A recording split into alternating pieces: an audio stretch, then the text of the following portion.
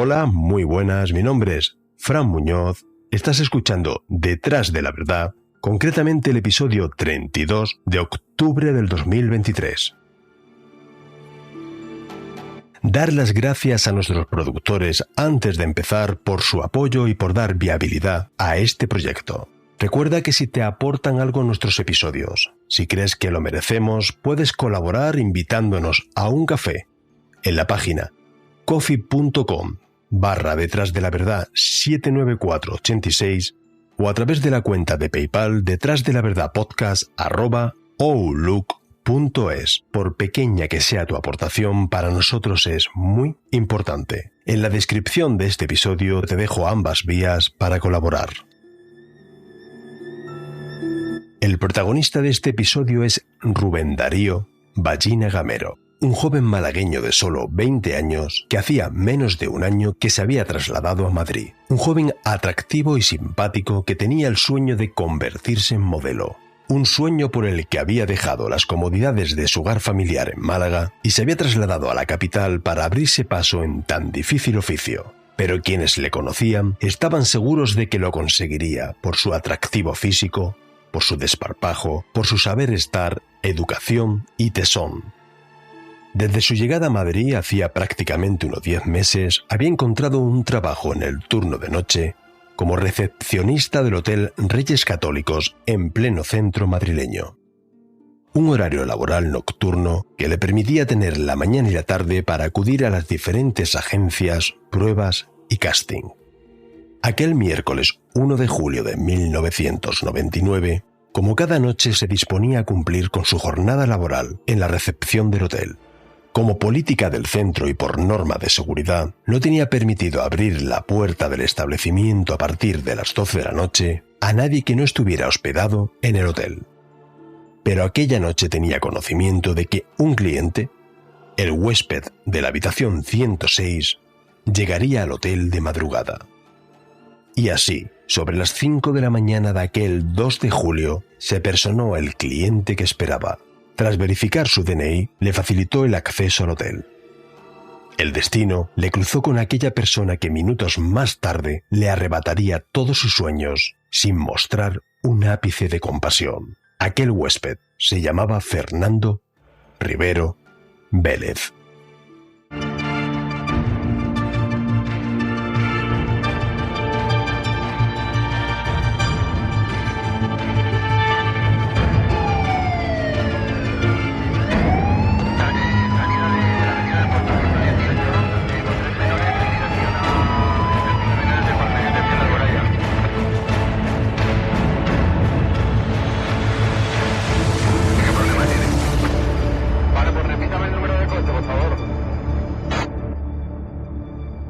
Detrás de la verdad. Un recorrido por la historia negra de nuestro país.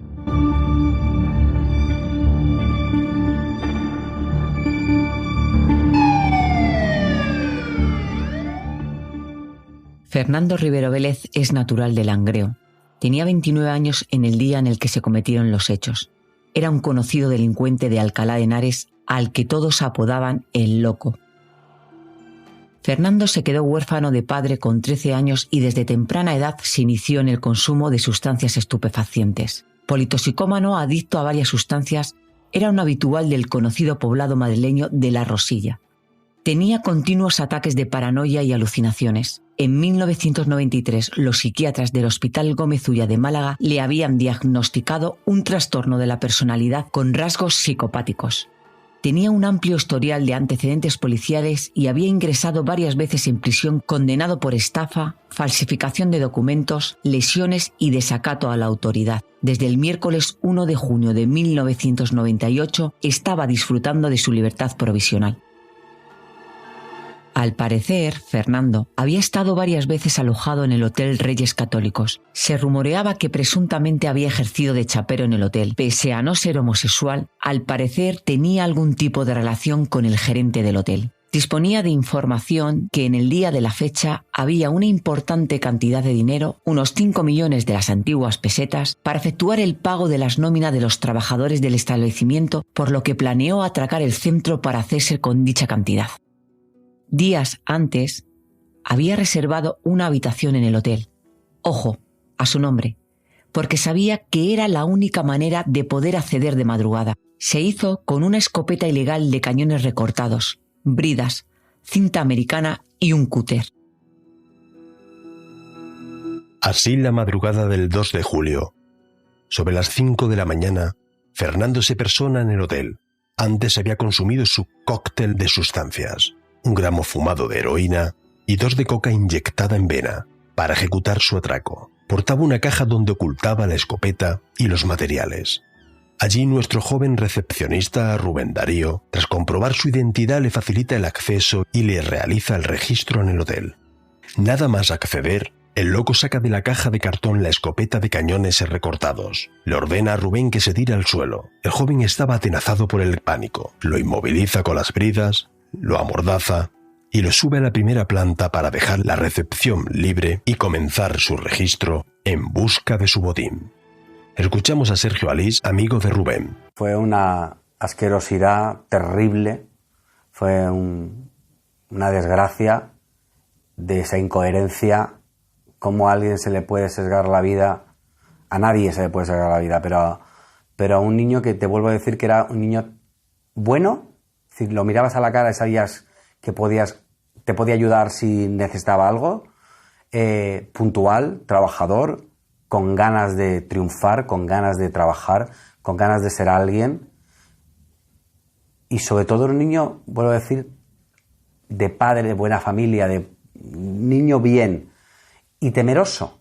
Es decir, tenía 19 años, pero como si tuviera 15, ¿sabes? Y yo es que me puedo imaginar esos momentos de él. Es decir, que no. Cuando Fernando está en plena faena, llaman al timbre del hotel una pareja. Ella era Margarita, la dueña de un pub próximo al hotel, y él, Joaquín Ignacio Arranz, un camarero del pub que habían decidido terminar la noche en una de las habitaciones del hotel. Nada más entrar, bloquea la puerta y los encañona, obligándoles a subir también a la primera planta junto a Rubén Darío para amordazarlos e inmovilizarlos igual que a este. Margarita le suplica que tiene asma, que no le tape la boca, que ella no gritará. La respuesta de Rivero Vélez fue demoledora. No se preocupe, señorita, que el asma ya nunca más le molestará. Armado con su cúter, le secciona las gargantas a los tres, uno a uno. Viendo que tardaban en morir y que pateaban, el loco pierde el control y le dispara en plena madrugada los 3 cartuchos de los que dispone el arma. 2 tiros impactan en la espalda de Rubén, el otro a José Ignacio. Rivero no tiene más munición para disparar a Margarita, pero la cree muerta porque ésta, con total sangre fría, para salvar su vida, fingió que estaba muerta. Desde luego, si pretendía pasar desapercibido, hizo todo lo contrario, y tras las detonaciones, algunos clientes del hotel se despertaron, sobresaltados en la madrugada por el estruendo de la escopeta. Aún así, el loco sigue con su plan y continúa registrando la oficina en la planta baja en busca del dinero de las nóminas. Margarita aprovecha, viendo que se le escapaba la vida, para taponar la hemorragia con una camiseta y pedir ayuda entre las habitaciones de la primera planta. Nadie le socorrió. A ponerme de pie la cabeza y se me iba para los lados. Entonces yo llevaba una blusa, me la quité y la enrollé al cuello para que me sujetara. Decide armarse de valor y, pese al riesgo de encontrarse con el asesino que estaba registrando las dependencias, bajó a la recepción para llamar a la policía, pero equivoca el número y llama a una habitación. Fue el huésped de dicha habitación quien avisó a la policía. En unos segundos, cuando ya no había nadie, se levantó y al ir a salir vio que estaba en la recepción esta persona registrando los papeles, con lo cual subió a la primera planta, intentó abrir varias habitaciones pidiendo ayuda. De hecho hay sangre concretamente en 3 pomos de las puertas, se nota que lo estuvo intentando, no la abrió nadie, lógicamente por miedo, tampoco ella daba gritos para que no subiera el otro, y el caso es que como no ayudaba a nadie, bajó. Pero Margarita no esperó a la policía. Salió a la calle como pudo, cogió un taxi que la trasladó al hospital, consiguiendo así salvar la vida. Como única superviviente, Margarita se convierte en testigo protegida y pieza clave para la resolución del crimen. brazo, pero me puso un trozo, sino que me arrollé toda. Y le dije que no me apretara mucho, porque tenía asma, no podía respirar y me iba a ahogar. Esa cosa se me echó para atrás. No te preocupes, que se va a acabar el alma. Este hombre estaba apoyado encima de mi hombro izquierdo. Estaba gimiendo. Y de pronto empezó a temblar. La sensación que tengo es de un cuchillo de dientes cuando cortas la carne. Un cuchillo. Y después le remato, le tiro un tiro. Y a mi padre que estaba a mi lado le dio otro tiro. Y yo entonces pensé,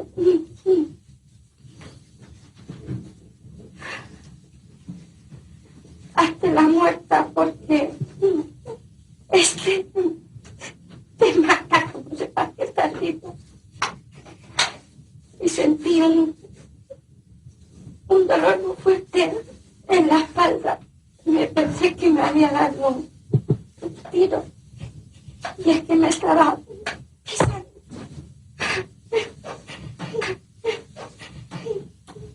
Y me dio patada. Y me vuelve a costar 8 pesos.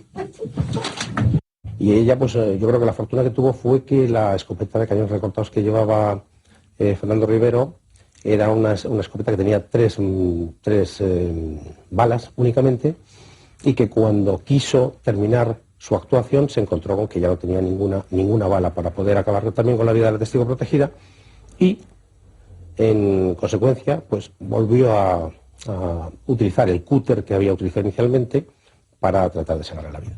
Rivero se percata de que la mujer no estaba y decide abandonar precipitadamente el hotel sin obtener su botín y llevándose solo 19.000 pesetas de la época. Intentó destrozar el disco duro del ordenador para eliminar los rastros de su estancia y de las cámaras de seguridad, sin conseguirlo, dejando un reguero de pruebas en la escena del crimen, como el cúter junto a las víctimas y la caja de cartón de 1 metro de largo y 20 centímetros que había traído para ocultar el arma, un elemento que desentonaba en la escena del crimen y que llevaba impresa una etiqueta pegada de una tienda de muebles de Alcalá de Henares. La primera dotación de policía se persona en el hotel a las 6 de la mañana. Y ya subimos por la escalera y en el rellano existente entre la entreplanta y el primer piso observamos 2 cadáveres de varón en posición de cúbito prono, esto es boca abajo, todo el rellano absolutamente manchado de sangre y ellos pues maniatados de pies y manos y amordazados con cinta aislante, con el cuello totalmente cortado, degollados, y uno de ellos presentaba 2 orificios en la espalda y el otro 1, claramente hechos por escopeta debido al gran tamaño del orificio. Entendemos que quizás el autor primeramente pretendió no disparar para no alarmar a los clientes del hotel, utilizó un cúter que se encontró en el lugar de los hechos para cortar el cuello a las víctimas y al ver que no resultaba mortal, utilizó el arma de fuego matando a los 2 varones. Y al no tener más munición, bueno, pues quedó viva la mujer, que la que luego pues, se salvó y pudo aportar datos sobre lo que allí había ocurrido. Los clientes del hotel, al oír las detonaciones, se asoman, salen de sus habitaciones, se encuentran con los 3 cuerpos tumbados en el rellano de la escalera y lo que hacen es llamar al 091. Automáticamente el 091 pone en marcha todo el dispositivo de lo que es seguridad ciudadana, lo que es el servicios médicos, y se trasladan al lugar del hecho. Cuando ellos constatan, los servicios de seguridad ciudadana, que lo que se encuentran allí es con 2 cadáveres como consecuencia de un crimen, lo ponen en conocimiento del grupo de homicidios. El grupo de homicidios aquí en Madrid tiene un servicio permanente a las 24 horas y en el momento en que nos comunican que hay una muerte que puede ser homicida, pues acudimos al lugar y nos hacemos cargo de la investigación junto con la comisión judicial que acude a levantar el cadáver. Las primeras gestiones policiales que se efectúan con la caja encontrada en el lugar lleva a los agentes a la tienda de muebles de Alcalá de Henares, donde el encargado les manifiesta que se había deshecho de la caja el día anterior de la matanza a las 5:30. Las alarmas saltaron en un veterano policía de Alcalá que rápidamente ubicó en su cerebro que el domicilio de Fernando Rivero estaba muy próximo a aquella tienda. Además, en el hotel los agentes encuentran una ficha de cliente rellenada por Rubén Darío con la inscripción Rivero Vélez, llegada 1 de julio, salida 2 de julio, habitación 106. Esta prueba junto al reconocimiento fotográfico que efectuó Margarita sin ningún género de dudas del autor fueron determinantes para la detención del mismo y el esclarecimiento de los hechos. Realmente el único desorden era en la recepción del hotel, donde se había intentado y se había roto el ordenador que se encontraba en la mesa del recepcionista, quizás con la pretensión de borrar el contenido del mismo, cosa que evidentemente no ocurrió.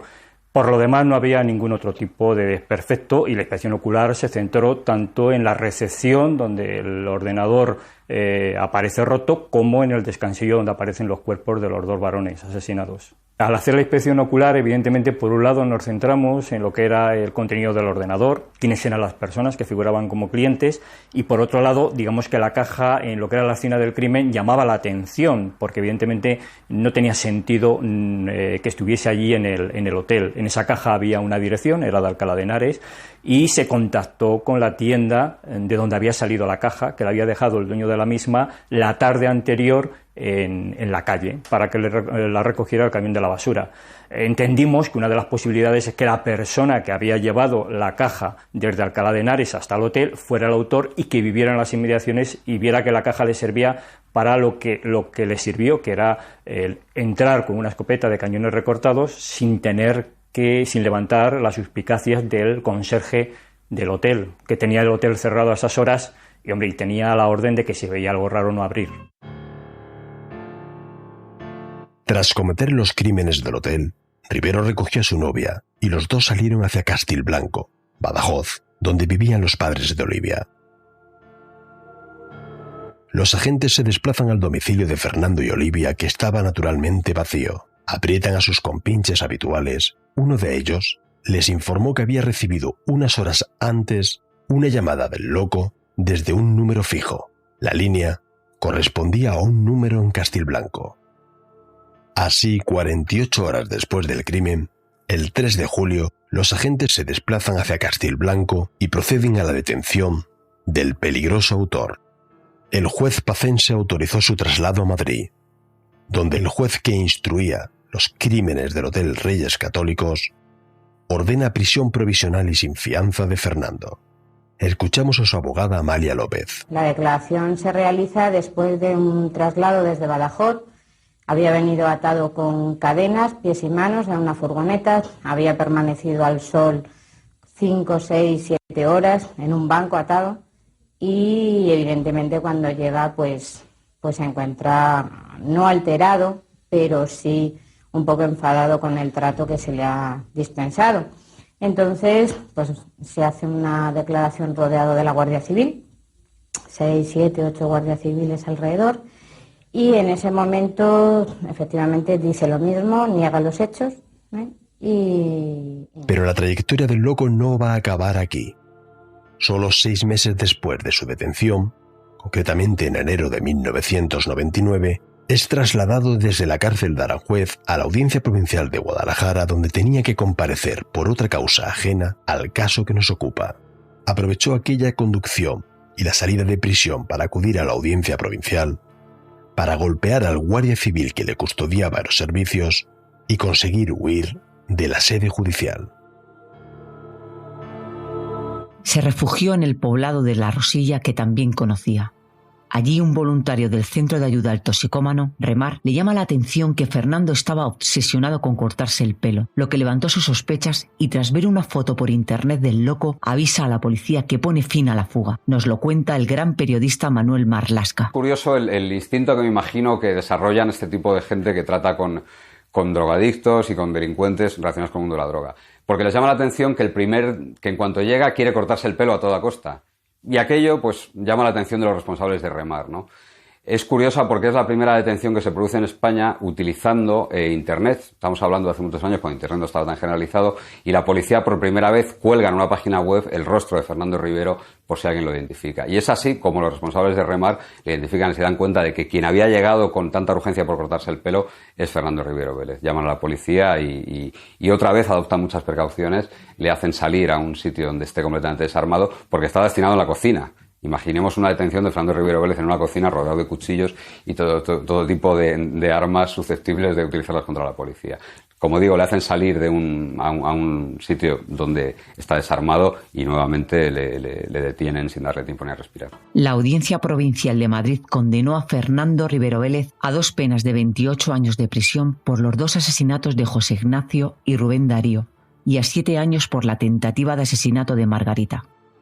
Dentro de prisión se erige como un líder y defensor de los derechos de los presos. Agrede salvajemente a varios funcionarios de prisiones, por lo que es incluido como recluso en el fichero FIES 5, considerado como preso de especial peligrosidad, sometido así al régimen disciplinario dentro de prisión más duro que casi implica el aislamiento y nulo contacto con los demás reclusos. En marzo del 2007 cumplía condena en la cárcel de Aranjuez. Había salido recientemente del FIES 5, por lo que se le suavizaron las medidas disciplinarias y fue destinado al módulo 6 de prisión. Allí apuñala salvajemente y acaba sin contemplaciones con la vida de otro recluso de origen marroquí, sin que se sepa a día de hoy las razones del homicidio. Dentro de prisión terminó su grado de Derecho. Nunca ha efectuado ninguna declaración, negándose a declarar ante el juez en ninguno de sus juicios. Solo ha sido examinado por los psiquiatras del centro penitenciario. El informe de estos es demoledor. No muestra arrepentimiento. Presenta elevada peligrosidad por la indiferencia que tiene hacia las normas. Tiene una frialdad absoluta y es incapaz de aprender de la experiencia. Hasta aquí el episodio de hoy. Ha sido un placer compartir estos minutos contigo y recordar la triste matanza ocurrida en el Hotel Reyes Católicos de Madrid. Un crimen de una violencia y brutalidad extrema, que llegó a pensar a los investigadores en un primer momento, en un móvil de índole pasional, al final fue solamente un crimen cometido por un trastornado, sin nada de planificación, cometido en un absoluto caos, una falta total de pericia, el hecho de llevar una caja con una etiqueta que llevó a los agentes casi a la misma casa del autor, dejar su propia ficha de cliente en el hotel, no ser capaz de destruir el ordenador, muestran la falta de total preparación e inteligencia de Fernando Rivero. Sirva este capítulo como homenaje a Rubén Darío, a José Ignacio y a sus familias, y por supuesto a Margarita, que gracias a Dios puede contarlo, aunque con unas secuelas terribles que le perseguirán de por vida. Recibe un fuerte abrazo de Carmen y mío, te emplazo como siempre al primer lunes de mes para el siguiente episodio y recuerda, no te olvides de intentar ser feliz.